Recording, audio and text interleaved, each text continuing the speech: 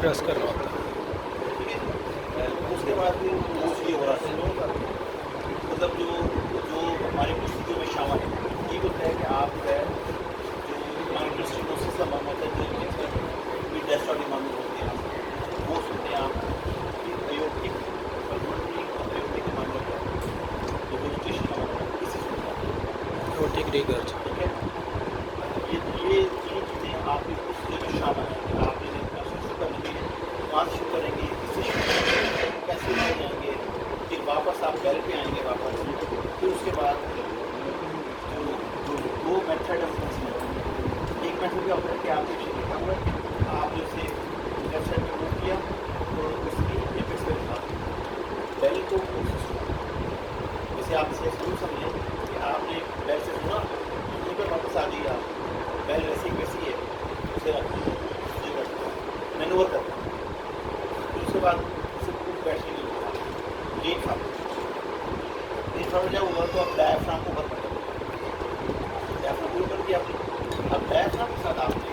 तंदूरी पे यूट्यूब पे ऊपर करके क्या होता है तंदूरी पे क्या करते हैं आप पेशेंट को डीप ब्रेथ इंस्पायर करें रोक लें डी फॉरवर्ड अब यहाँ पर उसके बाद आपने सांस निकालने बाद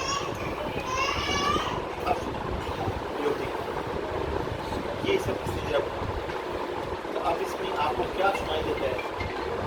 कौन सा मॉडल सुनाई दे रहा है कैसे सुनाई दे रहा है क्योंकि ये स्टेप नंबर 2 है पहला स्टेप क्या है कि आपको आता है इस स्टेप को कहाँ घुमाना है कैसे कैसे जाना है पहला स्टेप अगला स्टेप आएगा कि आपको नॉर्मल सुनाई दिया जी सुनाई कौन सा था सिस्टोलिक है कि डायस्टोलिक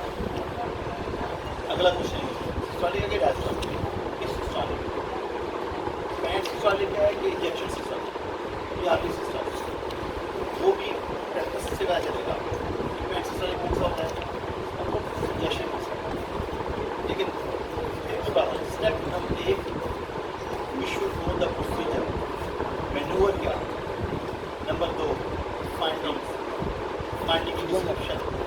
डिस्क्रिप्शन उसके बाद काजिज ये सारे स्टेप्स हैं जो बच्चे डिस्ट्रिक्शन लेते हैं ना वो आखिर तक जाते हैं